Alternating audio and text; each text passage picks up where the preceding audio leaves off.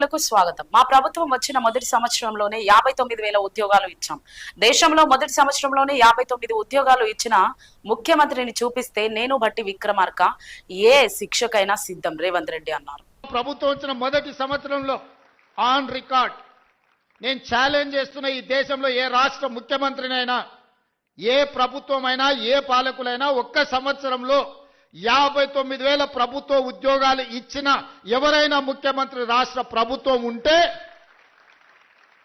వాళ్ళు విధించే ఏ శిక్షకైనా నేను మా ఉప ముఖ్యమంత్రి గారు సిద్ధంగా ఉన్నాము.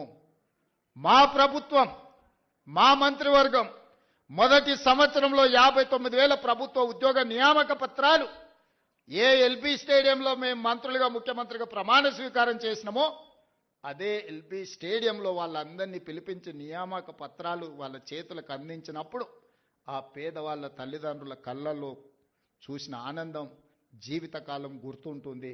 ఎందుకంటే వాళ్ళ పిల్లలు ప్రయోజకులైనప్పుడు ఆ తల్లిదండ్రుల కళ్ళల్లో కనిపించే ఆనందం ఒక గొప్ప అనుభూతి. అది మాటలకు అందదు, మాటలు చెప్పినా సరిపోవు.